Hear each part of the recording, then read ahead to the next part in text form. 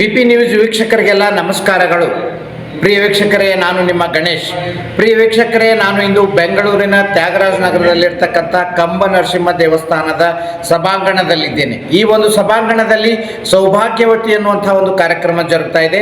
ಈ ಸೌಭಾಗ್ಯವತಿ ಅನ್ನುವಂಥ ಒಂದು ಕಾರ್ಯಕ್ರಮ ಮಹಿಳೆಯರಿಗಾಗಿ ಚಲೋ ಮಂದಿರ್ ಟ್ರಸ್ಟ್ನವರು ಆಯೋಜನೆ ಮಾಡಿದ್ದಾರೆ.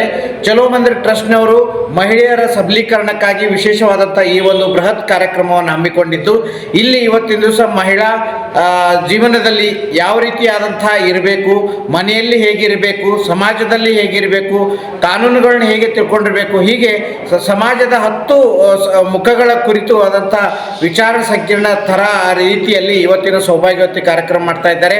ಈ ಒಂದು ಸೌಭಾಗ್ಯವತಿ ಕಾರ್ಯಕ್ರಮದಲ್ಲಿ ಅನೇಕ ಗಣ್ಯ ಮಹಿಳಾ ಸಾಧಕರು ಇವತ್ತಿನ ದಿವಸ ಬಂದು ತಮ್ಮ ವಿಚಾರಗಳನ್ನು ಹೇಳ್ಕೊಡ್ತಾ ಇದ್ದಾರೆ.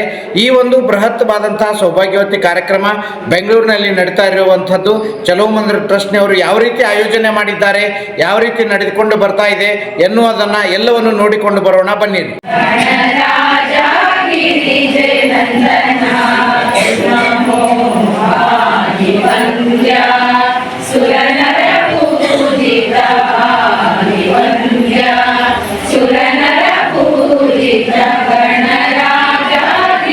APS Arts and Science College.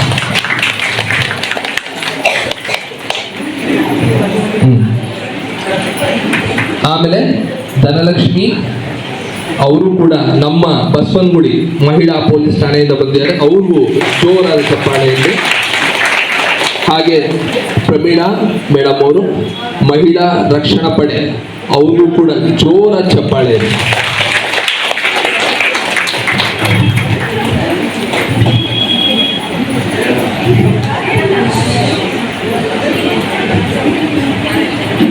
ಈ ಎಲ್ಲ ಗಣ್ಯಾತಿ ಗಣ್ಯರಿಗೂ, ವೇದಿಕೆ ಮೇಲಿರೋರು ಸಹ, ಹಾಗೂ ಇಲ್ಲಿ ನೆರೆದಿರುವಂಥ ಪ್ರತಿಯೊಬ್ಬರಿಗೂ ಕೂಡ ಮತ್ತೊಮ್ಮೆ ಜೋರ ಚಪ್ಪಾಳೆಯಲ್ಲಿ. ಇದರೊಂದಿಗೆ ಇವತ್ತು ದೀಪ ಬೆಳೆಸೋ ಕಾರ್ಯಕ್ರಮನ ನಾವು ಮಾಡೋಣ. ಮೇಡಮ್, ನೀವೆಲ್ಲರೂ ನಿಮ್ಮ ಕೈಯಿಂದ ಈ ಸೌಭಾಗ್ಯವತಿ ಕಾರ್ಯಕ್ರಮಕ್ಕೆ ಚಾಲನೆಗೊಳಿಸಬೇಕು. ಅದು ಈ ಜ್ಯೋತಿ ಬೆಳಗಿಸೋ ಮುಖಾಂತರ.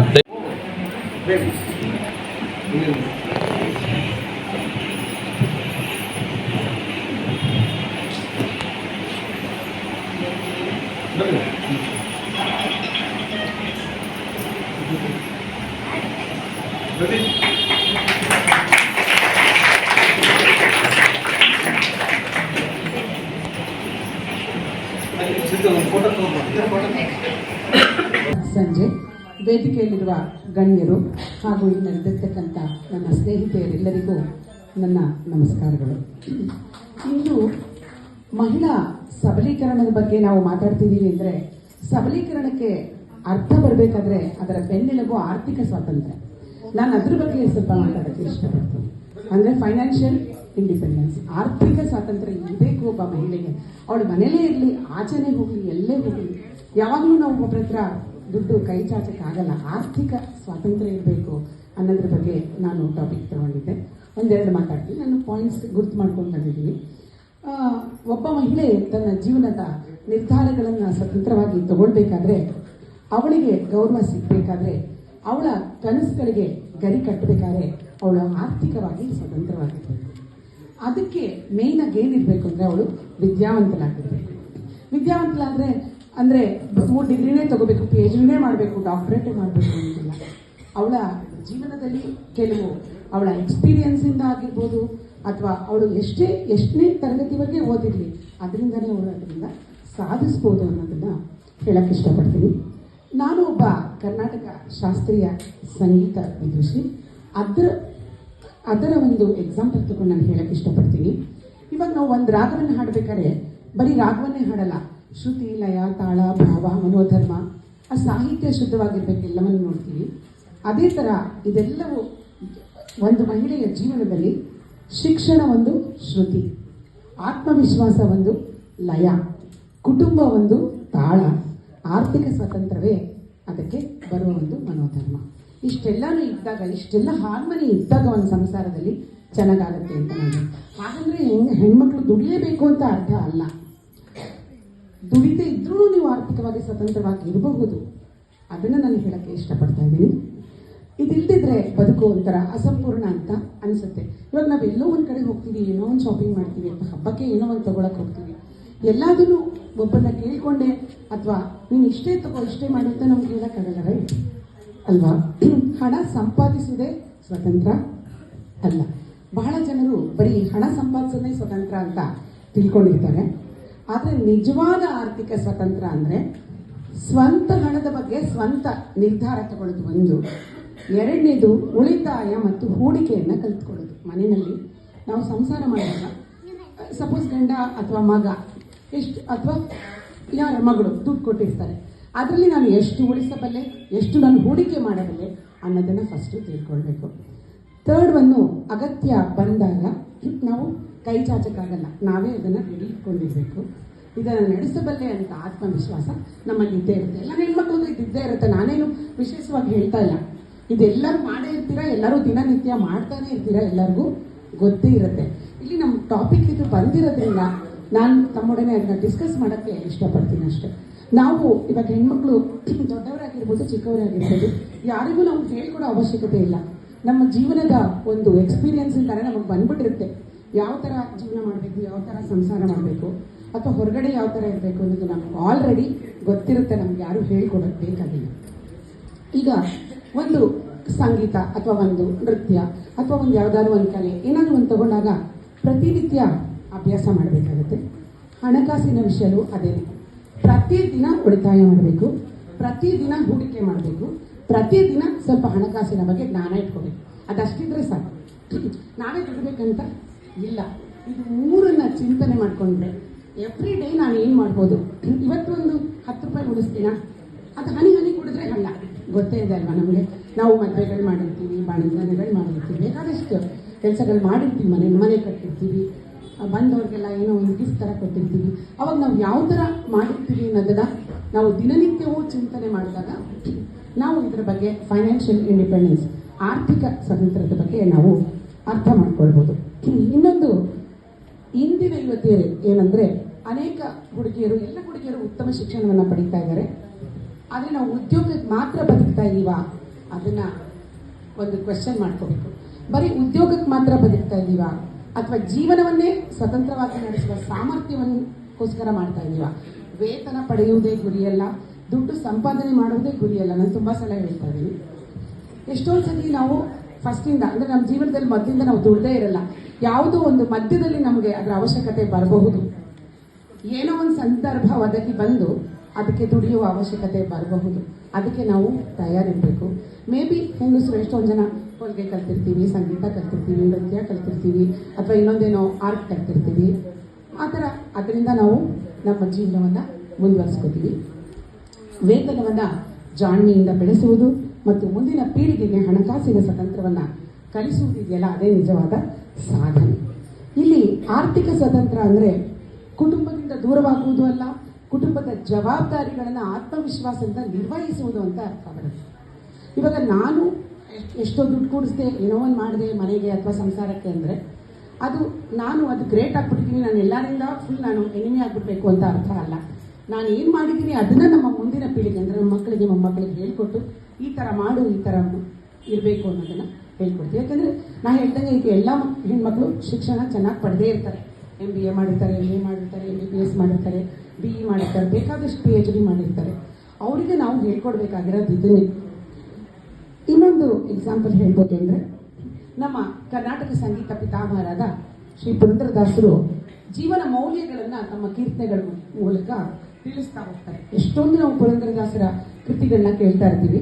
ಯಾಕೆಂದರೆ ನಮ್ಮ ಕರ್ನಾಟಕ ಅಂದರೆ ಕರ್ನಾಟಕ ಸಂಗೀತ ತುಂಬ ಪ್ರಸಿದ್ಧಿ. ಅದರಲ್ಲೂ ಪುರಂದರದಾಸರು ಅಂದರೆ ನಮ್ಮ ಕರ್ನಾಟಕ ಸಂಗೀತ ಪಿತಾಮಹರು. ಅವರು ಬೇಕಾದಷ್ಟು ಜೀವನ ಮೌಲ್ಯಗಳನ್ನು ದಿನನಿತ್ಯದ ಒಂದು ಕೀರ್ತನೆಗಳಲ್ಲಿ ಹೇಳ್ತಾನೆ ಇರ್ತಾರೆ. ಅವರ ಸಂದೇಶಗಳಲ್ಲಿ ಧರ್ಮ, ಜ್ಞಾನ, ಸರಳ ಜೀವನ ಇದೆಲ್ಲ ಸ್ಪಷ್ಟವಾಗಿ ಕಾಣಿಸುತ್ತೆ. ಇಂದಿನ ಕಾಲದಲ್ಲಿ ಈ ಮೌಲ್ಯಗಳು ತುಂಬಾ ಅಗತ್ಯವಾಗಿ ಜವಾಬ್ದಾರಿ ಕೂಡ ಆಗಿದೆ. ಯಾಕಂದರೆ ನಾವು ಈ ಕಾರ್ಯಕ್ರಮದ ಮೂಲಕ ಧರ್ಮ ಮತ್ತು ಮೌಲ್ಯಗಳನ್ನು ಉಳಿಸ್ಕೋಬೇಕು. ನಮ್ಮ ಸನಾತನ ಧರ್ಮ, ಹಿಂದೂ ಧರ್ಮ ಮತ್ತು ಮೌಲ್ಯಗಳನ್ನು ನಾವು ಉಳಿಸ್ಕೊಳ್ತಾ ಹೋಗಬೇಕು. ಅದೇ ನಮ್ಮ ಸಾಧನೆ ಆಗಬೇಕು. ಕೊನೆಯದಾಗಿ, ಮಹಿಳೆಯ ಜೀವನದಲ್ಲಿ ಆರ್ಥಿಕ ಸ್ವತಂತ್ರ ಇಲ್ಲದಿದ್ದರೆ ಅವಳ ಸಾಮರ್ಥ್ಯ ಸಂಪೂರ್ಣವಾಗಿ ಅರಳುವುದಿಲ್ಲ ಅಂತ ನಾನು ಹೇಳಕ್ಕೆ ಇಷ್ಟಪಡ್ತೀನಿ. ತಾವೆಲ್ಲರೂ ಇದುವರೆಗೂ ನನ್ನ ಒಂದು ಈ ಪುಟ್ಟ ಮಾತನ್ನು ಕೇಳಿಸ್ಕೊಂಡಿದ್ದಕ್ಕೆ ನನ್ನ ಅನಂತ ಧನ್ಯವಾದಗಳು. ನಮಸ್ಕಾರಗಳು. ಇಂದು ಮಹಿಳಾ ಸಬಲೀಕರಣದ ಬಗ್ಗೆ ನಾವು ಮಾತಾಡ್ತಿದ್ದೀವಿ ಅಂದರೆ, ಸಬಲೀಕರಣಕ್ಕೆ ಅರ್ಥ ಬರಬೇಕಾದ್ರೆ ಅದರ ಬೆನ್ನೆಲುಬು ಆರ್ಥಿಕ ಸ್ವಾತಂತ್ರ್ಯ. ನಾನು ಅದ್ರ ಬಗ್ಗೆ ಸ್ವಲ್ಪ ಮಾತಾಡೋಕ್ಕೆ ಇಷ್ಟಪಡ್ತೀನಿ. ಅಂದರೆ ಫೈನಾನ್ಷಿಯಲ್ ಇಂಡಿಪೆಂಡೆನ್ಸ್, ಆರ್ಥಿಕ ಸ್ವಾತಂತ್ರ್ಯ ಇರಬೇಕು ಒಬ್ಬ ಮಹಿಳೆಗೆ. ಅವಳು ಮನೇಲೇ ಇರಲಿ, ಆಚೆನೇ ಹೋಗಲಿ, ಎಲ್ಲೇ ಹೋಗಲಿ, ಯಾವಾಗಲೂ ನಾವು ಒಬ್ಬರ ಹತ್ರ ದುಡ್ಡು ಕೈ ಚಾಚಕ್ಕಾಗಲ್ಲ. ಆರ್ಥಿಕ ಸ್ವಾತಂತ್ರ್ಯ ಇರಬೇಕು ಅನ್ನೋದ್ರ ಬಗ್ಗೆ ನಾನು ಟಾಪಿಕ್ ತಗೊಂಡಿದ್ದೆ. ಒಂದೆರಡು ಮಾತಾಡ್ತೀನಿ. ನಾನು ಪಾಯಿಂಟ್ಸ್ ಗುರ್ತು ಮಾಡ್ಕೊಂಡು ಬಂದಿದ್ದೀನಿ. ಒಬ್ಬ ಮಹಿಳೆ ತನ್ನ ಜೀವನದ ನಿರ್ಧಾರಗಳನ್ನು ಸ್ವತಂತ್ರವಾಗಿ ತಗೊಳ್ಬೇಕಾದ್ರೆ, ಅವಳಿಗೆ ಗೌರವ ಸಿಗಬೇಕಾದ್ರೆ, ಅವಳ ಕನಸುಗಳಿಗೆ ಗಡಿ ಕಟ್ಟಬೇಕಾದ್ರೆ ಅವಳ ಆರ್ಥಿಕವಾಗಿ ಸ್ವತಂತ್ರವಾಗಿರ್ಬೇಕು. ನಾನು MBBS ಮಾಡಿ MD ರೇಡಿಯಾಲಜಿ ಮಾಡಿದ್ದೀನಿ. Currently associate professor Dayananda Sagar medical ಕಾಲೇಜಲ್ಲಿ ವರ್ಕ್ ಮಾಡ್ತಾ ಇದ್ದೀನಿ. ಮದರ್ ಆಫ್ 2 kids, ಮಿಸಸ್ ಎಟ್ರಿಲೇಷನ್ ಯೂನಿವರ್ಸ್ ಅಂತ ಒಂದು ಮೆಡಲ್ ತೊಗೊಂಬಂದಿದ್ದೀನಿ. ಬೇರೆ ಇಂಡಿಯಾನ ನಾನು ಇಂಟರ್ನ್ಯಾಷನಲ್ ಸ್ಟೇಜಲ್ಲಿ ರೆಪ್ರೆಸೆಂಟ್ ಮಾಡಿದ್ದೀನಿ. ಅಷ್ಟೇ ಅಲ್ಲ, ಆಯುಷ್ ಟಿವಿನಲ್ಲಿ ಒಂದು ಅಫಿಷಿಯಲ್ ಆ್ಯಂಕರ್ ಆಗಿದ್ದೀನಿ ಹಾಗೂ ಸ್ಟೇಟ್ ಹ್ಯೂಮನ್ ರೈಟ್ಸ್ ಕಮಿಟಿಗೆ ಪ್ರೆಸಿಡೆಂಟ್ ಆಗಿದ್ದೀನಿ. ಇಷ್ಟೊಂದೆಲ್ಲ ಹೇಳ್ತಾ ಇದ್ದೀನಲ್ಲ, ಇದೆಲ್ಲದಕ್ಕೂ ಕಾರಣ ನಮ್ಮ ತಾಯಿ. ಇವತ್ತು ಇಷ್ಟೇ, ಇದಕ್ಕಿಂತ ಇಂಪಾರ್ಟೆಂಟ್ ನನಗೆ ಒಂದು ಒಳ್ಳೆ ಆಪರ್ಚುನಿಟಿ ಕೊಟ್ಟಿದ್ದೀರಾ. ಚಲೋ ಮಂದಿರ ಟ್ರಸ್ಟ್ಗೆ ನನ್ನ ಹೃತ್ಪೂರ್ವಕ ಧನ್ಯವಾದಗಳು. ಓಕೆ, ಇಷ್ಟೆಲ್ಲ ಇಂಟ್ರೊಡಕ್ಷನ್ ಹೇಳಿದ್ನಲ್ಲ, ಇದೆಲ್ಲದಕ್ಕಿಂತಲೂ ತುಂಬ ಬೇಸಿಕ್ಕು, ತುಂಬ ಇಂಪಾರ್ಟೆಂಟ್ ನನ್ನ ಐಡೆಂಟಿಟಿ ಒಂದಿದೆ. ನಾನು ಒಬ್ಬ ಮಹಿಳೆ. ನಾನು ಒಂದು ಸೋಷಿಯಲ್ ವಿಮೆನ್ ಎಂಪವರ್ಮೆಂಟ್ ಮತ್ತು ಹೆಲ್ತ್ ಎಜುಕೇಷನ್ ಬಗ್ಗೆ ಕೆಲಸ ಮಾಡ್ತಾ ಇರುವಂಥ ಒಬ್ಬ ವ್ಯಕ್ತಿ. ಇವತ್ತು ನಾನು ನಿಮಗೆಲ್ಲ ವಿಮೆನ್ ಎಂಪವರ್ಮೆಂಟ್ ಮತ್ತು ಹೆಲ್ತ್ ಬಗ್ಗೆ ಒಂದಷ್ಟು ಟಿಪ್ಸ್ ಕೊಡಬೇಕು ಅಂತ ಇದ್ದೀನಿ. ಬಿಕಾಸ್ ಹೆಲ್ತ್ ಅಂತಿದಂಗೆ A to Z of health ತುಂಬ ಒಂದು ಲಾಂಗ್ ಟಾಪಿಕ್ ಆಗಿಬಿಡುತ್ತೆ. ಎಸ್ಪೆಷಲಿ ಮಹಿಳೆಯರ ಹೆಲ್ತ್ ಅಂತ ಬರ್ತಿದ್ದಂಗೆ ತಲೆಯಿಂದ ಕಾಲ್ವರೆಗೂ ಎಷ್ಟೊಂದು ರೀತಿಯಾದಂಥ ತೊಂದರೆಗಳು, ಕಾಯಿಲೆಗಳು ಇರೋವಂಥದ್ದು ಇರುತ್ತೆ. ಸೊ ಎಲ್ಲ ಪಾಯಿಂಟ್ಸು ನಾನು ಡಿಸ್ಕಸ್ ಮಾಡೋಕ್ಕಾಗಲ್ಲ. ಸೊ ಸಿಂಪಲ್ ಟಿಪ್ಸ್ ನಾನು ಇವತ್ತು ಮಹಿಳೆಯರಿಗೆ ಕೊಡುವಂಥದ್ದು, especially middle age and old age ಅವ್ರಿಗೆ ಏನಪ್ಪ ಅಂತ ಅಂದರೆ, ನಮ್ಮ ಆರೋಗ್ಯ ನಮ್ಮ ಕೈನಲ್ಲಿರುತ್ತೆ. ನಾವು ಜನರಲಿ ಲೇಡೀಸ್ ಆಗಿದ ತಕ್ಷಣ ಏನು ಮಾಡ್ತೀವಿ, ನಮ್ಮ ಕುಟುಂಬದಲ್ಲಿರೋರ ಬಗ್ಗೆ ಎಲ್ಲರ ಬಗ್ಗೆ ನಾವು ಹೆಲ್ತ್ ಇಶ್ಯೂಸ್ ಬಗ್ಗೆ ತಲೆ ಕೆಡಿಸ್ಕೊಡ್ತಾ ಇರ್ತೀವಿ. ಚಿಕ್ಕ ಮಕ್ಕಳಾದರೆ ಅವ್ರಿಗೆ ಹೆಲ್ಪ್ ಮಾಡೋದು, ಗಂಡಂದಿಗೆ ಹೆಲ್ಪ್ ಮಾಡೋದು, ತಂದೆಗೆ ಹೆಲ್ಪ್ ಮಾಡೋದು, ಮನೇಲಿರೋ ಮಿಕ್ಕಿದವ್ರು ಎಲ್ಲರ ಬಗ್ಗೆ ಇಂಪಾರ್ಟೆನ್ಸ್ ಕೊಡ್ತಾ ಇರ್ತೀವಿ. ಆದರೆ ನಮ್ಮ ಸ್ವಂತ ಹೆಲ್ಪ್, ನಮ್ಮ ಸೆಲ್ಫ್ ಹೆಲ್ತ್ ಬಗ್ಗೆ ನಾವು ಕಾನ್ಸಂಟ್ರೇಟ್ ಮಾಡ್ತಾ ಇರಲ್ಲ. ಸೊ ಇವತ್ತಿಂದ ನೀವೆಲ್ಲರೂ ಒಂದು ಪಾಯಿಂಟ್ ನೋಟ್ ಮಾಡ್ಕೊಂಬಿಡಿ. ಏನಪ್ಪ ಅಂತಂದರೆ, ಆ್ಯನ್ಯುವಲ್ ಹೆಲ್ತ್ ಚೆಕಪ್ ಕಂಪಲ್ಸರಿ ಮಾಡಲೇಬೇಕಾಗುತ್ತೆ. ಇದರಿಂದ ನೀವು ಎಂಟೈರ್ ಆ ವರ್ಷ ಕಂಪ್ಲೀಟಾಗಿ ನೀವು ಒಂದು ನೆಮ್ಮದಿಯ ಜೀವನ ಮಾಡ್ಬೋದು. ಈಗ ನೋಡಿ, ಗೌರಿ ಗಣೇಶ ಹಬ್ಬ ಬರ್ತಾ ಇದೆ, ದೀಪಾವಳಿ ಹಬ್ಬ ಬರುತ್ತೆ. ಆ ಟೈಮಲ್ಲೆಲ್ಲ ನಾವು ನಮ್ಮ ಮನೇಲಿರೋ ಕುಟುಂಬದ ಸದಸ್ಯರಿಗೆಲ್ಲ ಒಂದೊಂದು ಗಿಫ್ಟ್ ಕೊಡ್ತೀವಲ್ಲ. ಒಂದು ಸ್ಯಾರಿ ಕೊಡ್ಬೋದು, ಜ್ಯುವೆಲ್ರಿ ಕೊಡ್ಬೋದು, ಏನೋ ಒಂದು ಗಿಫ್ಟ್ ಅಂತ ಕೊಡ್ತೀವಿ. ಸೊ ಅದ್ರ ಬದಲು ಒಂದು ಹೆಲ್ತ್ ಚೆಕಪ್ದು ಒಂದು ಫ್ರೀ ಕೂಪನ್ ಕೊಡಿಸಿ.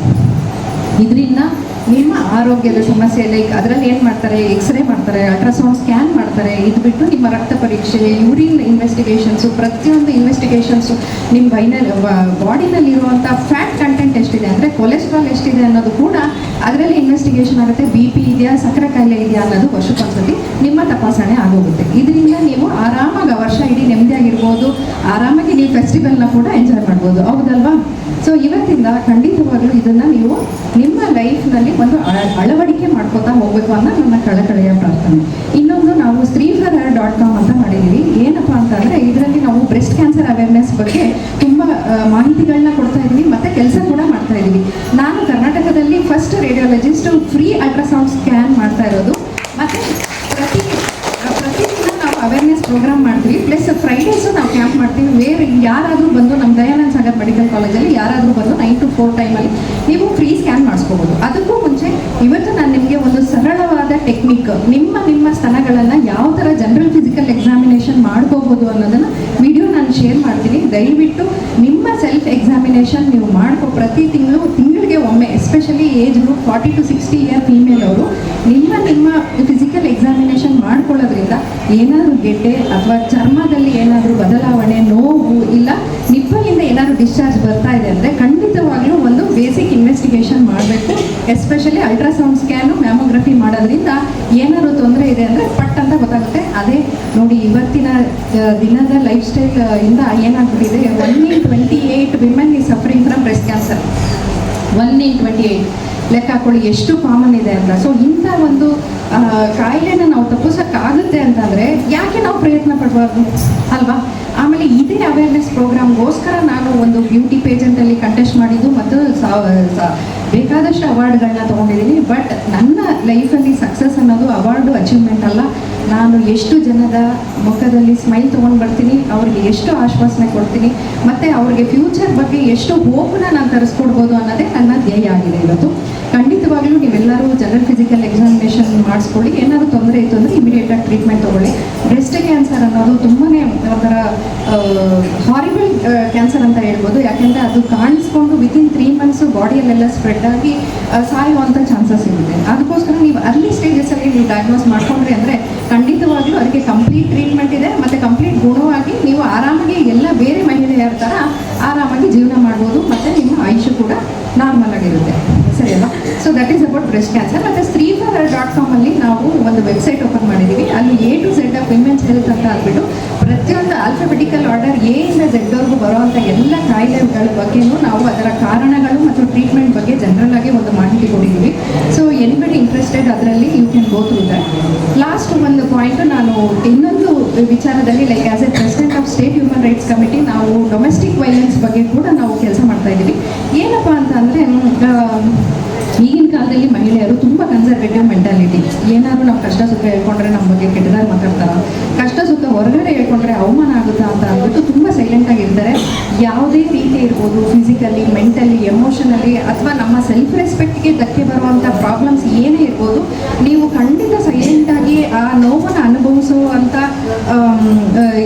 ಈ ಸಿಚುವೇಶನ್ ನೀವು ಖಂಡಿತ ಇಟ್ಕೊಳಕ್ಕೆ ಹೋಗ್ಬೇಡಿ. ನಾವೆಲ್ಲ ಇದ್ದೀವಿ, we are ready for counselling. Plus ನಮ್ಮದು ವೆಬ್ಸೈಟಲ್ಲಿ ನೀವು ಏನಿ ಇನ್ಫಾರ್ಮೇಷನ್ ಲೈಕ್ ಲೀಗಲ್ ಇನ್ಫಾರ್ಮೇಷನ್ ಇರ್ಬೋದು ಅಥವಾ ಜನರಲ್ ಇನ್ಫಾರ್ಮೇಷನ್ ಇರ್ಬೋದು, ಎಲ್ಲ ರೀತಿಯಾದಂಥ ನಿಮ್ಮ ಹಕ್ಕುಗಳು ಅದರಲ್ಲಿ ಇದೆ. ಖಂಡಿತವಾಗ್ಲೂ ನೀವು ಅದನ್ನು ಉಪಯೋಗಿಸ್ಕೊಂಡು ಒಂದು ನಾರ್ಮಲ್ ಆಗಿರೋ ಒಂದು ಜೀವನನ ಮಾಡಬೇಕು ಅಂತ ನಾನು ಕೇಳ್ಕೊತಾ ಇದ್ದೀನಿ. ಅಷ್ಟೇ ಅಲ್ಲ, ಸೊ ಹೆಲ್ತ್ ಆಯಿತು, ಎಂಪವರ್ಮೆಂಟ್ ಆಯಿತು, ಎನ್ವೈರ್ಮೆಂಟ್ ರಿಲೇಟ್ ಒಂದು ಸ್ಮಾಲ್ ವಿಚಾರ ಟಚ್ ಮಾಡಬೇಕು ಅಂತ ಇದ್ವಿ.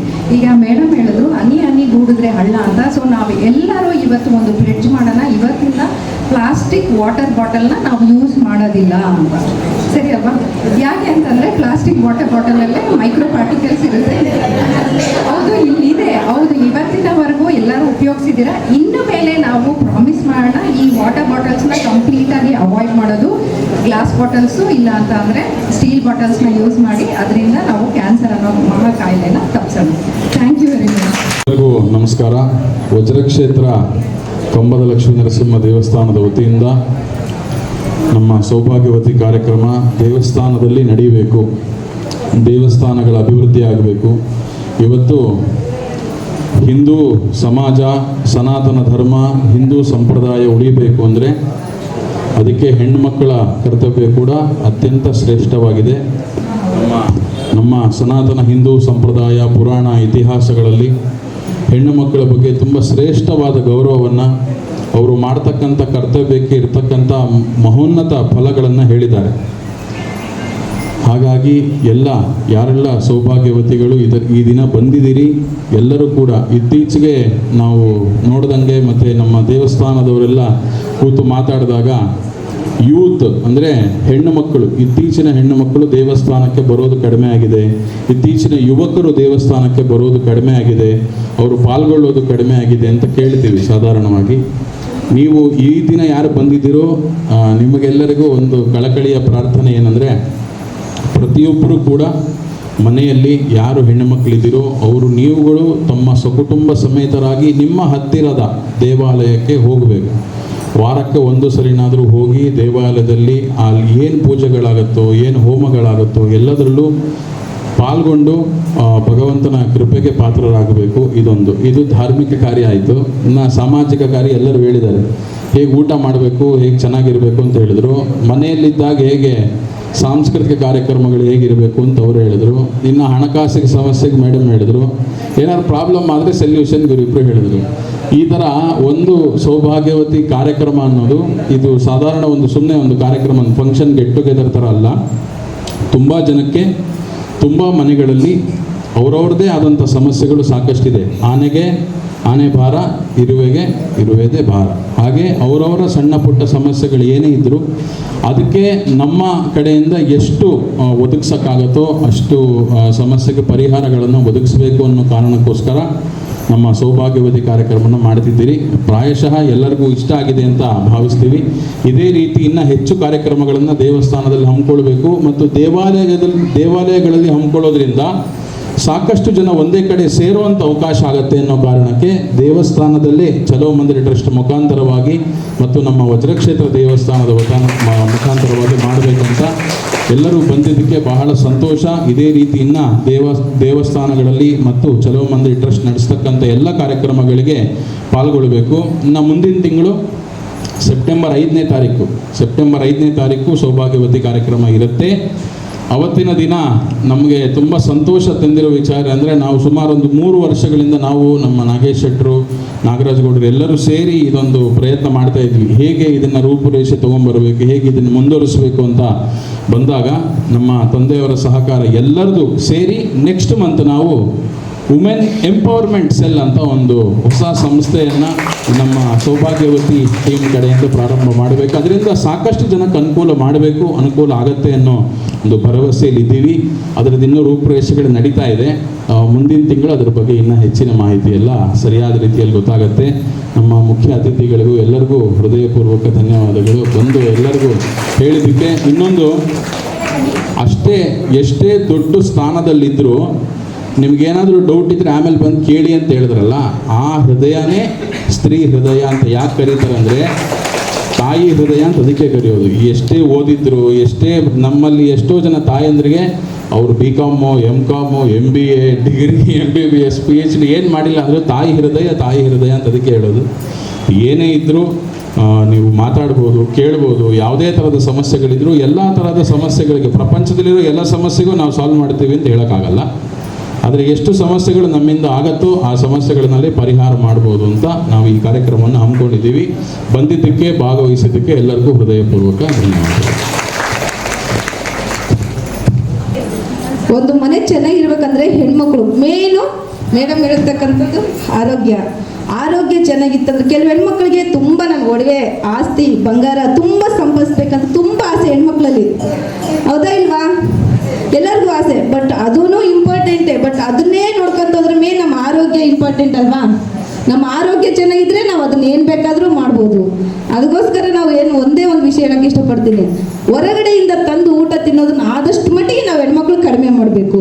ಹೊರಗಡೆಯಿಂದ ತಂದು ತಿನ್ನೋದು ಅದ್ರ ಎಷ್ಟು ಕೆಮಿಕಲ್ಗಳು ಹಾಕಿರ್ತಾರೆ, ಎಷ್ಟು ಪೌಡ್ರ್ಗಳು ಹಾಕಿರ್ತಾರೆ, ಎಷ್ಟು ಯಾವಾಗ ನಮ್ಗೆ ಅರ್ಜೆಂಟಿಗೆ ಅಡುಗೆ ಮಾಡೋಕ್ಕಾಗಲ್ಲ ಜಾಸ್ತಿ ಈಗ ಏನಾಗ್ತಾ ಇದೆ, ಬರೀ ಹೊರಗಡೆ ಊಟನೇ ಬಳಸೋಕೆ ಇಷ್ಟಪಡ್ತೀರಿ, ಹೌದಾ ಇಲ್ವಾ? ನಮ್ಮ ನಾಲಿಗೆಗೆ ರುಚಿ ಯಾವುದು ಕಾಣ್ತೈತೋ ಅದು ನಮ್ಮ ಆರೋಗ್ಯಕ್ಕೆ ಅನಾರೋಗ್ಯ ಅಲ್ವಾ? ಹಂಗಾಗಿ ನಾವು ಆದಷ್ಟು ಮಟ್ಟಿಗೆ ಮನೆಯಾಗದ ಊಟ ತಿನ್ನೋಕೆ ಇಷ್ಟಪಡಬೇಕು. ಇನ್ನೊಂದು ಮೇಡಮ್ ಅವರು ಮಿಸ್ ಮಾಡಿದ್ರು, ಅದೊಂದು ಹೇಳ್ತೀನಿ. ನಮ್ಮ ಹೆಣ್ಮಕ್ಳು ಎಲ್ಲೋ ಊರಿಂದ ಬಂದಿರ್ತಾರೆ, ದೂರದಿಂದ ಊರಿಂದ ಬಂದಿರ್ತಾರೆ, ರ್ಯಾಪಿಡೋ ಬುಕ್ ಮಾಡೋದು ಜಾಸ್ತಿ ಆಗಿದೆ ಇವಾಗ. ರ್ಯಾಪಿಡೋಗಳು ಬುಕ್ ಮಾಡೋದು ತಪ್ಪು ಅಂತ ಹೇಳ್ತಾ ಇಲ್ಲ. ಫಸ್ಟ್ ನಮ್ಮ ಸೇಫ್ಟಿ ಇದೆಯಾ ಅಲ್ಲಿ, ನಮಗೆ ಸೇಫ್ ಆಗಿದ್ದ ಪ್ಲೇಸಾ, ರ್ಯಾಪಿಡೋದಲ್ಲಿ ಹೋಗ್ಬೋದಾ, ಒಂದು ಹೆಣ್ಮಗಳು ಅಷ್ಟೊತ್ತಲ್ಲಿ ರ್ಯಾಪಿಡೋದಲ್ಲಿ ಹೋಗೋದು ಒಳ್ಳೇದಾ ಅನ್ನೋದು ತುಂಬ ಇಂಪಾರ್ಟೆಂಟು. ಯಾಕಂದರೆ ರ್ಯಾಪಿಡೋದಲ್ಲಿ ಹೋಗೋದು ಬದಲು ಅಷ್ಟೊತ್ತಲ್ಲಿ ಬಸ್ ಏನಾದರೂ ಸಿಕ್ಕಿಲ್ಲ, ಮನೆಯಿಂದ ಯಾರಾದರೂ ಕರ್ಕೊಂಡು ಹೋಗೋಕೆ ಬಂದಿಲ್ಲ ಅಂತಂದರೆ ನಾವೇನು ಮಾಡಬೇಕು, ವೈಶಾಲದವ್ರಿಗೆ ಕಾಲ್ ಮಾಡಬೇಕು, 112. ಅವ್ರು ಬಂದು ನಿಮ್ಮನ್ನ ಮನೆ ಹತ್ರನೇ ಡ್ರಾಪ್ ಮಾಡ್ತಾರೆ ವೈಶಾಲದವರು. ಅಪ್ಪ ಪೊಲೀಸರಿಂದ ನಾವು ಕಾರ್ನಲ್ಲಿ ಮನೆಗೆ ಹೋದ್ರೆ ಅಕ್ಕಪಕ್ಕದವ್ರು ತಪ್ಪಾಗಿ ತಿಳ್ಕೊಂತಾರೆ, ಅಪ್ಪ ಅಮ್ಮ ತಪ್ಪಾಗಿ ತಿಳ್ಕೊಂತಾರೆ. ಅದು ಇಂಪಾರ್ಟೆಂಟ್ ಅದು. ಯಾಕಂದರೆ ನಾವು ಸೇಫ್ ಆಗಿದ್ರೆ ಯಾರೇನಾದರೂ ಅಂದ್ಕೊಳ್ಳಿ, ತಲೆ ಕೆಡ್ಸ್ಕೊಬೇಡಿ. ಫಸ್ಟು ನಮ್ಮ ಸೇಫ್ ಅಲ್ವಾ? ವಯಸ್ಸಾದವ್ರಿಗೆ ನೀವು ಯಾವುದೇ ಟೈಮಲ್ಲಿ 10 ಗಂಟೆ ಮೇಲೆ ಯಾವಾಗ ಬೇಕಾದರೂ ಕಾಲ್ ಮಾಡ್ಬೋದು. ಅವರು ನಿಮ್ಮ ರಕ್ಷಣೆಗೋಸ್ಕರ ನೈಟೆಲ್ಲ ನಿದ್ದೆ ಇಲ್ಲದೆ ನೈಟ್ ಡ್ಯೂಟಿ ಮಾಡ್ತಾ ಇರ್ತಾರೆ. ಅಲ್ವಾ? ಇನ್ನೊಂದು, ನಾನು ಅಕ್ಕ ಮಹಿಳಾ ರಕ್ಷಣಾ ಪಡೆಯಿಂದ ಬಂದಿರೋದು. ನನ್ನ ಹೆಸರು ಪ್ರಮೀಳಾ ಅಂತೇಳಿ. ನಾನು ಅದರಲ್ಲಿ ಕೆಲಸ ಮಾಡ್ತಾ ಇರೋದು. ಅಕ್ಕ ಮಹಿಳಾ ರಕ್ಷಣಾ ಪಡೆ ಅಂತ ಯಾರೆಲ್ಗ ಗೊತ್ತಾ? ನಾಗಲಕ್ಷ್ಮಿ ಚೌಧರಿ ಅವ್ರು ಗೊತ್ತಾ? ಗೊತ್ತಲ್ವಾ? ಅವ್ರ ಕಡೆಯಿಂದ ನಾನು ಬಂದಿರ್ತಕ್ಕಂಥದ್ದು ಅಕ್ಕ ಮಹಿಳಾ ಕಾನೂನು ಅಂತಂದರೆ, ಕೆಲವ್ರಿಗೆ ಈ ಪೊಲೀಸ್ ಸ್ಟೇಷನ್ಗೆ ಹೋಗಿ ಕಂಪ್ಲೇಂಟ್ ಕೊಟ್ಟಿರ್ತೀರಾ, ಅಲ್ಲಿ ಪೊಲೀಸರು ಕಂಪ್ಲೇಂಟ್ ತೊಗೊಂಡಿಲ್ಲ. ಸರಿ, ಇವಾಗ ಬನ್ನಿ, ಅವ್ರು ನೈಟ್ ಡ್ಯೂಟಿ ಮುಗಿದೋಯ್ತು, ನೈಟ್ ಶಿಫ್ಟಲ್ಲಿ ಇದ್ದಾರೆ, ಬೆಳಿಗ್ಗೆ ಬನ್ನಿ. ಇಲ್ಲ, ಮೊನ್ನೆ ಒಂದು ಹೆಣ್ಮಕ್ಳಿಗೆ ಯಾವುದು ರಾಮಗೋಪಾಲ್ ನಗರ ಪೊಲೀಸ್ ಸ್ಟೇಷನಲ್ಲಿ ಹೋಗಿದ್ದೆ, ಒಂದು ಮಹಿಳೆಯನ್ನು ಕರ್ಕೊಂಡು. ನಾವು ಇಡೀ ಆಲ್ರೌಂಡ್ ಕರ್ನಾಟಕದಲ್ಲಿ ಯಾವುದೇ ಮಹಿಳೆಗೆ ತೊಂದರೆ ಆಯ್ತಂತ ಕಾಲ್ ಬಂದ ತಕ್ಷಣ ಆ ಮಹಿಳೆನ ಕರ್ಕೊಂಡೋಗಿ ಯಾರೇ ಆಗಲಿ ಪೊಲೀಸ್ ಸ್ಟೇಷನಲ್ಲಿ ಅವ್ರಿಗೆ ರಕ್ಷಣೆ ಸಿಕ್ಕಿಲ್ಲ, ಅವ್ರಿಗೆ ನ್ಯಾಯ ಸಿಕ್ಕಿಲ್ಲ ಅಂತಂದರೆ ಅವ್ರ ಕಡೆ ನಿಂತು ಅವ್ರಿಗೆ ನ್ಯಾಯ ಕೊಡಿಸೋ ಕೆಲಸ ಮಾಡ್ತೀನಿ. ಇಡೀ ಆಲ್ರೌಂಡ್ ಕರ್ನಾಟಕ ಎಲ್ಲೇ ಆಗಲಿ, ಅದೇ ನಿಮಗೆ ಆಗಲಿ ಯಾರಿಗೇ ಆಗಲಿ, ಇಲ್ಲಿ ಇದೇನು ಸೌಭಾಗ್ಯವತಿ ಕಾರ್ಯಕ್ರಮ ಮಾಡಿದಾರಲ್ವಾ, ಇಲ್ಲಿ ನಾನು ತುಂಬ ಹೇಳೋಕ್ಕೆ ಇಷ್ಟಪಡ್ತೀನಿ. ಈ ಕಾರ್ಯಕ್ರಮದಲ್ಲಿ ನಮಗೆ ಎಷ್ಟು ಅನುಕೂಲತೆಗಳಿಂದ ಮಾಡಿದ್ದಾರೆ.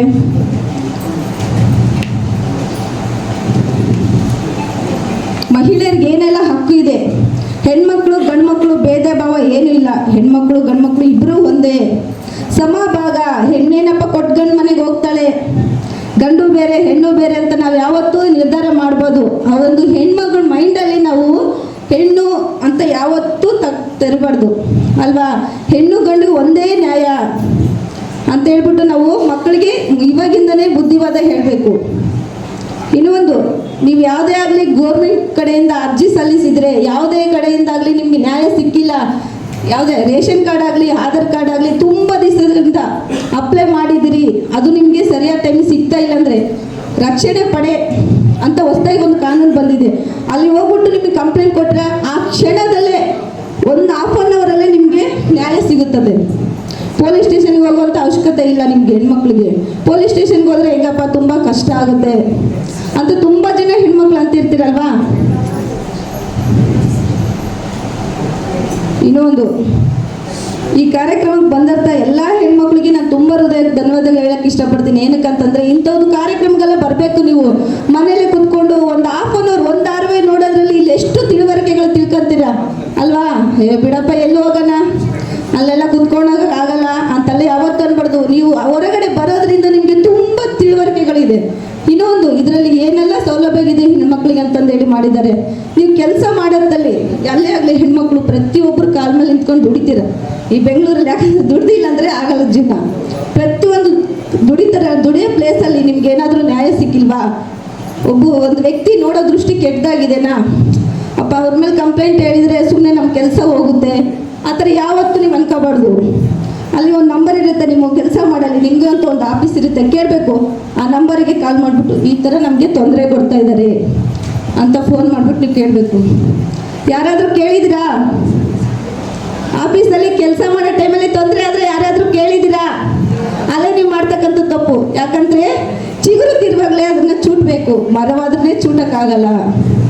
ಹೌದಲ್ವಾ? ಚಿಕ್ಕ ತಪ್ಪು ಎಲ್ಲಿರುತ್ತೆ ಅದನ್ನು ಅವಾಗೇ ಸರಿ ಮಾಡಬೇಕು. ದೊಡ್ಡದಾಗಿ ಮರವಾಗಿ ಬೆಳೆದ್ರೆ ನಮಗೆ ಅಪಾಯ. ಹೌದಾ ಅಲ್ವಾ? ಈಗ ಕೆಲವೊಂದು ಇಲ್ಲಿ ಕೆಲವೊಂದು ಸಂಘ ಸಂಸ್ಥೆಗಳೆಲ್ಲ ಬಂದಿದ್ದೀರ ಅಲ್ವಾ? ಸೊ ಇವಾಗ ಸಂಘ ನಡೆಸ್ತಾ ಇದೀವಿ. ಎಂತಕ್ಕೋಸ್ಕರ ನಡೆಸ್ತಿದ್ದೀವಿ ಹೇಳ್ಬೋದಾ ಯಾರಾದರೂ? ಹೆಣ್ಮಕ್ಳೆಲ್ಲ ಒಟ್ಟಿಗೆ ಸೇರಲಿ ಅಲ್ವಾ? ಅದ್ರ ಜೊತೆಗೆ ಮೇಡಮ್ ಫಸ್ಟ್ ಸ್ಟಾರ್ಟಿಂಗ್ಗೆ ಹೇಳಿದ್ರು ಸಣ್ಣ ಸಣ್ಣ ಉಳಿತಾಯ ಅಂತ ಅಲ್ವಾ? ಇವತ್ತು ನಾವೆಲ್ಲ ಸಂಘ ಸಂಸ್ಥೆಗಳು ಮಾಡ್ಕೊತಾ ಇರೋದಕ್ಕೆ ಒಂದು ಸಣ್ಣ ಸಣ್ಣ ಉಳಿತಾಯಗಳನ್ನ ಮಾಡ್ಕೊತಾ ಬರೋಣ. ಅದರಿಂದ ನಮಗೆ ಏನಾದರೂ ಉಪಯೋಗ ಆಗುತ್ತೆ ಅಂತ ಅಲ್ವಾ? ಸೊ ಉಪಯೋಗ ಆಗ್ತಾ ಇದೆ ಎಲ್ಲರಿಗೂ? ಯಾರಿಗೂ ಆಗ್ತಾ ಇಲ್ವಾ ಅಲ್ವಾ? ಸೊ ಇದೇನೆ ನಮ್ಮ ಹೆಣ್ಮಕ್ಳು ನಾವೇ ಒಂದು ಸಣ್ಣ ಸಣ್ಣ ಉಳಿತಾಯ ಮಾಡಿಕೊಂಡು ಇನ್ನೊಬ್ರಿಗೆ, ಈಗ ಯಾರಾದ್ರೂ ಒಬ್ರಿಗೆ ಒಂದು ಏನಾದ್ರೂ ಸಡನ್ ಆಗಿ ಎಮರ್ಜೆನ್ಸಿ ಬಂತು ಅಂದ್ರೆ ಎಲ್ಲಿ ಹೋಗ್ತಾರೆ? 2%, 3%, ಬಡ್ಡಿ 5%, 10%, ಈ ರೀತಿ ಸಡನ್ ಆಗಿ ನಮಗೆ ಬೇಕು ಅಂದಾಗ ಏನಾಗುತ್ತೆ ಹೇಳಿ 10% ಬಡ್ಡಿವರೆಗೂ ಹೋಗ್ತೀವಿ. ಅದೇ ನಾವು ಈ ರೀತಿ ಸಣ್ಣ ಸಣ್ಣ ಉಳಿತಾಯ ಮಾಡ್ಕೊಂಡಾಗ ಏನಾಗುತ್ತೆ, ನಂದೇ ಒಂದು ಸಂಘ ಇದೆ, ನಮ್ಮ ಮಹಿಳೆಯರೇ ನಾವೇ ಒಬ್ಬರಿಗೆ ಒಂದು ಸಹಾಯ ಮಾಡಿದ್ದೊಂದು ಆತ್ಮತೃಪ್ತಿನೂ ನಮಗೆ ಸಿಗುತ್ತೆ. ತಕ್ಷಣಕ್ಕೆ ಅವ್ರಿಗೊಂದು ಹೆಲ್ಪ್ ಸಹ ಆಗುತ್ತಾ ಇಲ್ವಾ? ಸೊ ಅದೇ ರೀತಿ ಈಗ ಅದರಲ್ಲೇನೆ ಸುಮಾರು ಸರ್ಕಾರಗಳ ಸೌಲಭ್ಯಗಳಿದ್ದಾವೆ. ಸೊ ನಿಮಗೆ ತಿಳಿಸೋದೇನಂದ್ರೆ, ಈಗ ಸಂಘ ಸಂಸ್ಥೆಗಳು ಸುಮಾರು ಜನ ಮಾಡ್ಕೊಂಡಿದ್ದೀರಾ, ಇಲ್ಲ ಅಂತಿಲ್ಲ. ಅದ್ರ ಜೊತೆಗೆ ನಿಮಗೆ ಸರ್ಕಾರಗಳಿಂದ ಸುಮಾರು ಸೌಲಭ್ಯಗಳಿದ್ದಾವೆ. ಅದನ್ನ ನೀವು ತಿಳ್ಕೊಂಡು ನಿಮ್ಮ ಸಂಘಗಳಿಗೆ ಅದನ್ನು ಉಪಯೋಗಿಸ್ಕೊಂಡ್ರೆ ನಿಮ್ಮದ್ರ ಜೊತೆಗೆ ನಿಮ್ಮ ಜೊತೆ ನಂಬ್ಕೊಂಡು ಬರೋಂಥ ಒಂದು 10-20 ಜನ ಒಂದು ಸಂಘದಲ್ಲಿ ಅವ್ರಿಗೆಲ್ಲ ತುಂಬ ಹೆಲ್ಪ್ ಆಗುತ್ತೆ. ದಯವಿಟ್ಟು ಆ ಕಡೆ ಗಮನ ಹರಿಸಿ. ಅದ್ರ ಜೊತೆಗೆ BBMP ಅಂತ ಕಡೆ ಇಂದಲೂ ಸಹ ನಿಮಗೆ ಸಣ್ಣ ಸಣ್ಣ ಲೋನ್ಗಳ ಅವಶ್ಯಕತೆ ಆಗುತ್ತೆ. ಸೊ ಯಾರಾದ್ರೂ ತಗೊಂಡಿದ್ದೀರಾ ಇದುವರೆಗೂ? ಯಾರು ತಗೊಂಡಿಲ್ಲ? ಇಲ್ಲ. BBMPಗೆ ನೀವು ಅಲ್ಲಿ ವಿಚಾರಿಸಿ, ನಿಮಗೆ ತಕ್ಷಣಕ್ಕೆ 10,000 ಲೋನ್ ಕೊಡ್ತಾರೆ ನಿಮ್ಮ ಸಂಘಕ್ಕೆ. ಸೊ ಆಮೇಲೆ ನೀವು ಅದನ್ನು ಕಟ್ತಾ ಹೋಯ್ತು ಅಂತಂದರೆ ನಿಮಗೆ 50,000 ಲೋನ್ ಸಿಗುತ್ತೆ. ಆಮೇಲೆ 1 ಲಕ್ಷದವರೆಗೂ ಈ ರೀತಿ ಸಣ್ಣ ಸಣ್ಣ ಲೋನ್ಗಳನ್ನ ನಿಮಗೆ ನೀವು ಪ್ರತಿಯೊಬ್ಬರೂ ಇವಾಗ ಏನು 20 ಜನ ಇದ್ದೀರೋ 15 ಜನ ಇದ್ದೀರೋ ಅವ್ರಿಗೇನೆ ಇಂಡಿವಿಜುವಲ್ ಆಗಿ 1 ಲಕ್ಷದವರೆಗೂ ನೀವು ಲೋನ್ನ ಸಹ ತಗೋಬಹುದು. ಈ ರೀತಿ ಕೆಲವೊಂದು ಇವಾಗ ಮೇಡಮ್ ಹೇಳಿದ್ರು ಆರೋಗ್ಯದ್ದು ಅಂತ ಸುಮಾರು, ಆಮೇಲೆ ಟೈಲರಿಂಗ್ ಕಿಟ್ಗಳು ಸಿಗ್ತವೆ. ಸೊ ನಿಮ್ಮ ಸಂಘಗಳಿಗೆ ಟೈಲರಿಂಗ್ ಕಲಿತಾ ಇದ್ದೀವಿ, ಅದ್ರ ತರಬೇತಿ ಕೊಡ್ತೀವಿ ಅಂದರೆ ಅದಕ್ಕೆ ಸೌಲಭ್ಯಗಳು ಸಿಗುತ್ತೆ. ಸೊ ಈ ರೀತಿ ನಾನಾ ಥರ ಇದೆ. ಮತ್ತು ನಾನು ಈಗ ಬ್ಯೂಟಿಷಿಯನ್ ಮಾಡ್ಬೋದು. ಈ ರೀತಿ ಬೇರೆ ಬೇರೆ ಥರ ತುಂಬ ಇದ್ದಾವೆ. ಅದನ್ನು ನೀವು ನಿಮ್ಮ ಸಂಘಗಳಿಗೆ ವಿಚಾರಿಸ್ಕೊಂಡು ಎಲ್ಲಾದರೂ ನೀವು ಹೆಲ್ಪ್ ಸೆಂಟರ್ಗೆ ಹೋದರೆ ನಿಮಗೆ ಪ್ರತಿಯೊಂದು ಮಾಹಿತಿ ಸಿಗುತ್ತೆ. ಅಲ್ಲಿ ನೀವು ತಗೊಂಡು ನಿಮ್ಮ ಸಂಘಗಳಿಗೆ ತಿಳಿಸ್ಕೊಡ್ತಾ ನೀವು ಅದನ್ನು ಉಪಯೋಗ ಮಾಡ್ಕೋಬೇಕು ಅಂತ ಹೇಳ್ಕೊಂಡು ತಿಳಿಸೋಕ್ಕೆ ಇಷ್ಟಪಡ್ತೀನಿ. Thank you. ಒಂದೆರಡು ಮಾತುಗಳನ್ನ ಆಡಿಸ್ತೀನಿ.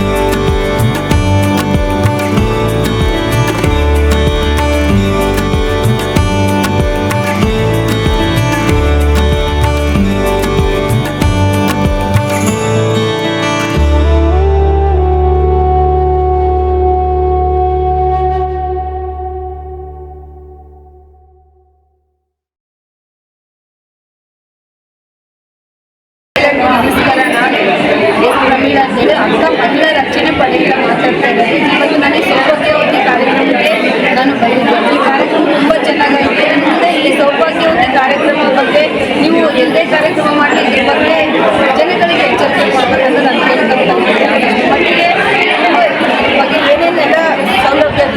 ಹೆಣ್ಮಕ್ಳಿಗೆ ಅನ್ನೋದ್ರ ಬಗ್ಗೆ ನಾವು ಪ್ರತಿಯೊಂದು ಕಾರ್ಯಕ್ರಮದಲ್ಲೂ ಈ ಥರ ಸೌಭಾಗ್ಯವತಿ ಕಾರ್ಯಕ್ರಮದಲ್ಲಿ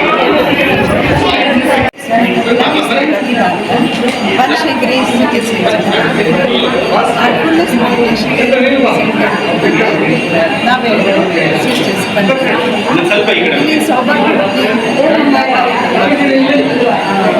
ತುಂಬ ಚೆನ್ನಾಗಿ ಚಲೋ ಮತ್ತು ಎಲ್ಲ ವಿಧ ವಿಧವಾಗಿ ಮತ್ತು ಆರೋಗ್ಯ ಬಗ್ಗೆ ಪೊಲೀಸ್ ಆಫೀಸರ್ಸ್ ಮತ್ತು ಎಲ್ಲ ಭಾಳ ಒಬ್ಬರಿಂದ ಒಬ್ಬರಿಗೆ ಭಾಳ ಕಾರ್ಯಕ್ರಮಗಳು ಚೆನ್ನಾಗಿ ಮಾಡಿದ್ದಾರೆ. ಇಲ್ಲಿ ಕಮ್ಮದ ನರಸಿಂಹಸ್ವಾಮಿ ಎಲ್ಲ ನಮ್ಮ ಭಾಳ ಚೆನ್ನಾಗಿ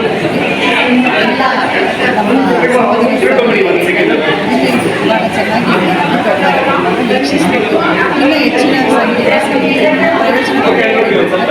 ನಮಸ್ತೆ, ನಾನು ನಿಮ್ಮೆಲ್ಲರ ಪ್ರೀತಿಯ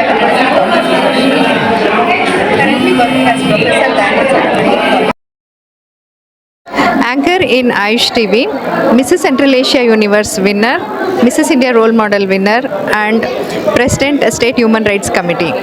ಇವತ್ತು ಈ ಸೌಭಾಗ್ಯವತಿ ಕಾರ್ಯಕ್ರಮಕ್ಕೆ ನನ್ನ ಗೆಸ್ಟಾಗಿ ಕರೆದಿದ್ದಾರೆ. ಅದೇ ನನ್ನ ಸೌಭಾಗ್ಯ ಅಂತ ಹೇಳಬೇಕು. ಯಾಕೆಂದರೆ ನಾನು ಎಷ್ಟೊಂದು ಜನ ಮಹಿಳೆಯರ ಜೊತೆ ಕನೆಕ್ಟ್ ಮಾಡ್ಕೊಳ್ಳೋದಕ್ಕೆ ಒಂದು ಅವಕಾಶ ಸಿಕ್ತು. ನಾವು ಜನರಲಿ ಸೋಷಿಯಲ್ ಅವೇರ್ನೆಸ್ ಪ್ರೋಗ್ರಾಮ್ ಮಾಡ್ತಾ ಇದ್ದೀವಿ, especially about women health related issues and dedicated to breast cancer awareness program. ಈ ಪ್ರೋಗ್ರಾಮ್ಗೆ ಒಂದು ಒಳ್ಳೆ ಎಕ್ಸ್ಪೋಜರ್ ಸಿಕ್ತು. ಆ್ಯಂಡ್ ನಾವು ಒಂದು 10 ಜನ ಮಹಿಳೆಯರಿಗೆ ಹೇಳಿ ಅವರು ಹೋಗಿ ಇನ್ನೂ ಗೊತ್ತಿರೋವಂಥ 10 ಜನ ಮಹಿಳೆಯರಿಗೆ ಹೇಳಿದ್ರೆ ಖಂಡಿತವಾಗ್ಲೂ ಒಂದು ವಿಮೆನ್ ಎಂಪವರ್ಮೆಂಟ್ ಆಗುತ್ತೆ. ನಾವು ಫೀಮೇಲ್ ಅಂದರೆ ವಿಮೆನ್ ಎಂಪವರ್ಮೆಂಟ್ಗೆ ನಾವು ಹೆಲ್ಪ್ ಮಾಡಿಕೊಟ್ರೆ ಖಂಡಿತವಾಗ್ಲೂ ನಮ್ಮ ನೇಷನ್ ಕೂಡ ಎಂಪವರ್ ಆಗುತ್ತೆ ಅನ್ನೋದು ನನ್ನ ಅಭಿಪ್ರಾಯ. ಸುಮಾ ಸುಬ್ರಹ್ಮಣ್ಯ ಅಂತ, ನಾನು RSS ಅಲ್ಲಿ ಕೆಲಸ ಮಾಡ್ತಾ ಇದ್ದೀನಿ. RSS ಅಂದರೆ ನಿಮಗೆಲ್ಲ ಗೊತ್ತಿರೋ ಹಾಗೆ ಸಂಘ ಬಗ್ಗೆ ಮಾತ್ರ ನಿಮಗೆ ಗೊತ್ತಿದೆ. ನಾನು RSS ರಾಷ್ಟ್ರ ಸೇವಿಕಾ ಸಮಿತಿ, ಆ ಸಮಿತಿ ಇದರೊಳಗೆ ನಾನು ಕಾರ್ಯಕ್ರಮ ಮಾಡ್ತಾ ಕೆಲಸ ಮಾಡ್ತಾ ಇದ್ದೀನಿ. ಇವತ್ತಿನ ಸೌಭಾಗ್ಯವತಿ ಕಾರ್ಯಕ್ರಮಕ್ಕೆ ನನಗೆ ಆಹ್ವಾನ ಬಂದಿತ್ತು. ನೀವು ಕೂಡ ಒಂದು ಇದರಲ್ಲಿ ಭಾಗವಹಿಸಬೇಕು ಅಂತ. ಬಹಳ ಅದ್ಭುತವಾಗಿ ಮೂಡಿ ಬಂದಿದೆ ಈ ಕಾರ್ಯಕ್ರಮ. ಎಷ್ಟು ಚೆನ್ನಾಗಿದೆ ಅಂದರೆ ಮಹಿಳೆಯರಿಗಾಗಿ, ಮಹಿಳೆಗೋಸ್ಕರ, ಮಹಿಳೆಯಿಂದ ಅನ್ನೋ ಥರ ಒಂದು ಕಾರ್ಯಕ್ರಮ ಮಾಡಿದ್ದಾರೆ. ಅದರಲ್ಲಿ ನಮಗೆ ಕಾನೂನಿನ ಬಗ್ಗೆ ಮಾಹಿತಿಯನ್ನು ಕೊಟ್ಟರು, ಹಾಗೆಯೇ ಆರೋಗ್ಯದ ಬಗ್ಗೆ ಮಾಹಿತಿ ಕೊಟ್ಟರು, ಸಣ್ಣ ಉಳಿತಾಯಗಳನ್ನು ಹೇಗೆ ಅನ್ನೋದ್ರ ಬಗ್ಗೆ ಮಾಹಿತಿ ಕೊಟ್ಟಿದ್ದಾರೆ. ಈ ಕಾರ್ಯಕ್ರಮ ಅತ್ಯಂತ ಯಶಸ್ವಿಯಾಗಿ ನಡೆಸಿದ್ದಾರೆ. ಈ ಕಾರ್ಯಕ್ರಮ ನಡೆಸಬೇಕು ಅಂತ ಅವರು ಅಂದ್ಕೊಂಡಿದ್ದಾರೆ. ಅವರಿಗೆ ಯಶಸ್ಸನ್ನು ಸಿಗಲಿ. ಹೆಸರು ವಿದುಷಿ ಶ್ರೀಮತಿ ಕಮಲಾ ಪ್ರಾಣೇಶ್. ಈ ಸೌಭಾಗ್ಯವತಿ ಕಾರ್ಯಕ್ರಮಕ್ಕೆ ನನ್ನನ್ನು ಮುಖ್ಯ ಅತಿಥಿಯಾಗಿ ಕರೆದಿದ್ದಕ್ಕೆ ಬಹಳ ಧನ್ಯವಾದಗಳು. ಇದರ ಹೆಸರು ಸೂಚಿಸುವಂತೆ ಚಲೋ ಮಂದಿರ್ ಟ್ರಸ್ಟ್. ಈ ಚಲೋ ಮಂದಿರ್ ಅನ್ನೋದೇ ಒಂಥರ ಮೈ ಜುಂಬೆನೆ ಎನ್ನುವಂತಹ ಒಂದು ಹೆಸರು. ಸೊ ಚಲೋ ಮಂದಿರ್ ಟ್ರಸ್ಟ್ಗೆ ಈ ಸೌಭಾಗ್ಯವತಿ ಕಾರ್ಯಕ್ರಮ ಬಹಳ ವಿಜೃಂಭಣೆಯಿಂದ ಚೆನ್ನಾಗಿ ನಡೆದಿದೆ. ಧನ್ಯವಾದ. ಖಂಡಿತ ತಗೊಳ್ಳೋಣ. ಮತ್ತು ನೀವು ಮುಂಚೆಯಿಂದ ಕೂತು ಎಷ್ಟೊಂದು ಆಲ್ರೆಡಿ ವಿಷಯಗಳನ್ನು ತಿಳ್ಕೊಂಡ್ರಿ, ನೀವು ಸಹ ಪ್ರತಿಕ್ರಿಯಿಸಿದ್ರಿ. ನಾನು ಜಸ್ಟ್ ಒಂದು 5 ಮಿನಿಟ್ಸ್ ಒಳಗೆ ನಿಮ್ಮ ಗಮನಕ್ಕೆ ತಂದುಕೊಟ್ಬಿಟ್ಟು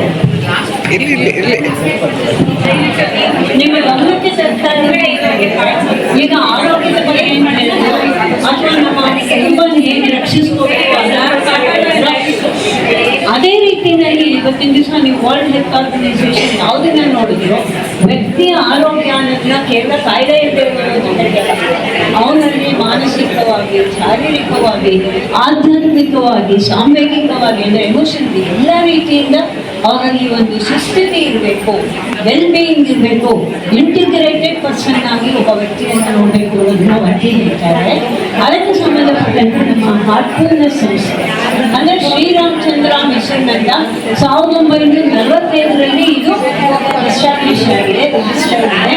ಇದರ ವತಿಯಿಂದ ಹಾರ್ಟ್ಫುಲ್ನೆಸ್ ಪ್ರಾಕ್ಟೀಸ್, ಮೆಡಿಟೇಷನ್ ಪ್ರಾಕ್ಟೀಸ್ನ ನಾವು ಫ್ರೀಯಾಗಿ, ಉಚಿತವಾಗಿ ಪ್ರಪಂಚದಾದ್ಯಂತ ಹೇಳ್ಕೊಡ್ತೀವಿ.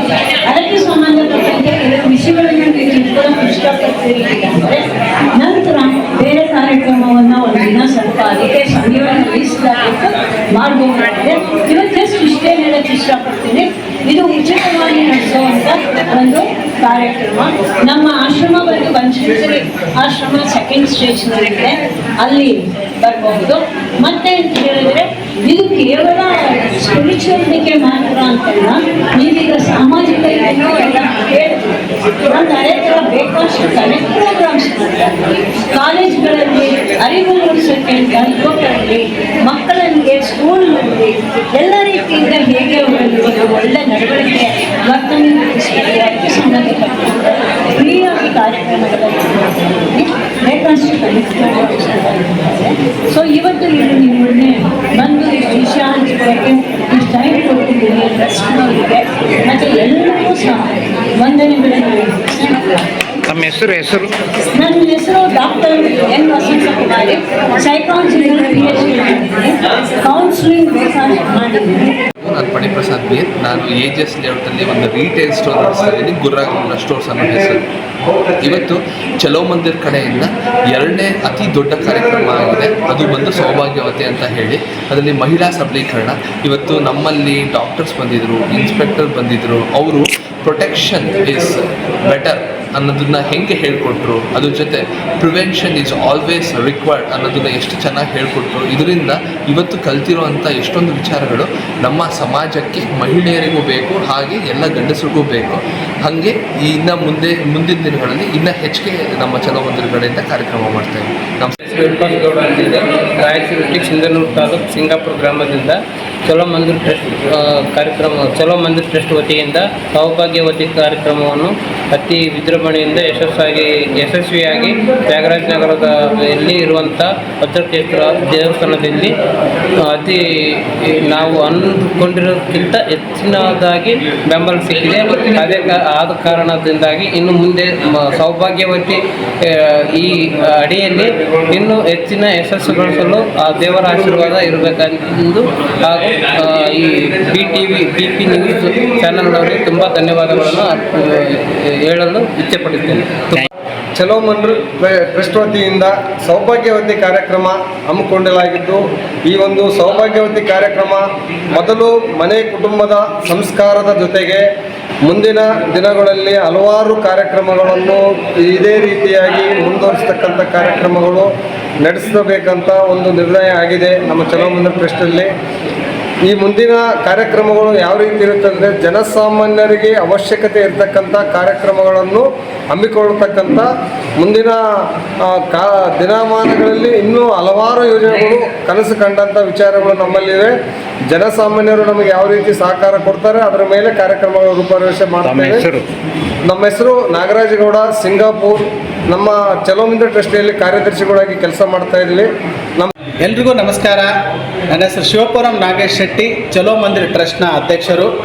ಇಂದು ಸೌಭಾಗ್ಯವತಿ ಕಾರ್ಯಕ್ರಮ ನಮ್ಮ ಟ್ರಸ್ಟ್ ವತಿಯಿಂದ ವಜ್ರಕ್ಷೇತ್ರ ದೇವಸ್ಥಾನದ ಸಹಯೋಗದೊಂದಿಗೆ ಇಂದು ವಜ್ರಕ್ಷೇತ್ರದ ದೇವಸ್ಥಾನದಲ್ಲೇ ನಾವು ಮಾಡಿದ್ದು ವಿಶೇಷ. ಮಹಿಳೆಯರಿಂದ ಮಹಿಳೆಯರಿಗೋಸ್ಕರ ಅನ್ನುವ ಉದ್ದೇಶ ಇಟ್ಕೊಂಡು ಈ ಕಾರ್ಯಕ್ರಮ ಮಾಡಿದ್ದೇವೆ. ಸೌಭಾಗ್ಯವತಿ ಅಂದರೆ ಮಹಿಳಾ ಸಬಲೀಕರಣ, ಉದ್ಯೋಗ, ಶಿಕ್ಷಣ, ಆರ್ಥಿಕ ಸ್ವಾವಲಂಬನೆ, ಹಕ್ಕು ಮತ್ತು ಸ್ಥಾನಮಾನ, ಅನೇಕ ವಿಚಾರಗಳ ಬಗ್ಗೆ ಪ್ರಸ್ತಾವನೆ ಮಾಡಬೇಕು. ಇಂದು ಮಹಿಳೆಯರು ಪುರುಷರಿಗಿಂತ ಯಾವ ವಿಷಯದಲ್ಲಿ ಕೂಡ ಕಡಿಮೆ ಇಲ್ಲ, ಎಲ್ಲರೂ ಸರಿಸಮಾನರು. ಅದೇ ರೀತಿ ಅನೇಕ ವಿಚಾರಗಳು, ಮಹಿಳೆಯರಿಗೆ ಸಂಬಂಧಪಟ್ಟ ವಿಚಾರಗಳು ಮುಟ್ಟಿಸೋದಕ್ಕೆ ಮಹಿಳೆಯರನ್ನ ನಾವು ಪ್ರತ್ಯೇಕವಾಗಿ ಅನೇಕ ಸಂಘ ಸಂಸ್ಥೆಗಳು, ಆಮೇಲೆ ನಾವು ಸಾರ್ವಜನಿಕ ಪ್ರದೇಶಗಳಲ್ಲಿ ಹೋಗಿ ಮಹಿಳೆಯರಿಗೆ ಈ ರೀತಿ ಕಾರ್ಯಕ್ರಮ ಇದೆ ಅಂತ ತಿಳಿಸಿದಾಗ ಸಾಕಷ್ಟು ಮಹಿಳೆಯರು ನಮ್ಮ ತ್ಯಾಗರಾಜ ನಗರ ಮತ್ತು ಬಸವನಗುಡಿ ಕ್ಷೇತ್ರದ ಭಾಗದಲ್ಲಿ ಅನೇಕ ಮಹಿಳೆಯರು ಈ ಕಾರ್ಯಕ್ರಮಕ್ಕೆ ಬಂದು ಈ ಕಾರ್ಯಕ್ರಮದ ಸದುಪಯೋಗ ಪಡ್ಕೊಂಡು ಈ ಕಾರ್ಯಕ್ರಮವನ್ನು ಯಶಸ್ವಿಗೊಳಿಸಿದ್ದಾರೆ. ಇದಕ್ಕೆ ಸಹಕಾರ ಪ್ರತ್ಯಕ್ಷವಾಗಿ ಮತ್ತು ಪರೋಕ್ಷವಾಗಿ ಸಹಕಾರ ನೀಡಿದಂಥ ವಜ್ರಕ್ಷೇತ್ರ ದೇವಸ್ಥಾನದ ವ್ಯವಸ್ಥಾಪಕರಾದಂಥ ವಾದಿರಾಜ್ ಆಚಾರ್ಯರು ಮತ್ತು ನರಹರಿ ಆಚಾರ್ಯರು ಮತ್ತು ಎಲ್ಲ ದೇವಸ್ಥಾನದ ಸಿಬ್ಬಂದಿಯವರಿಗೂ ಮತ್ತು ಮುಖ್ಯ ಅತಿಥಿಗಳಿಗೂ, ಬಂದಂಥ ಭಕ್ತಾದಿಗಳಿಗೂ ಮತ್ತು ನನ್ನ ಚಲೋ ಮಂದಿರ್ ಟ್ರಸ್ಟ್ನ ಸಂಪೂರ್ಣ ಸಹಕಾರ ನೀಡಿದಂಥ ನನ್ನ ಎಲ್ಲ ಶ್ರೇಯೋಭಿಲಾಷಿಗಳಿಗೂ ಧನ್ಯವಾದಗಳನ್ನು ನೀಡುತ್ತಾ ವಂದನೆಗಳು.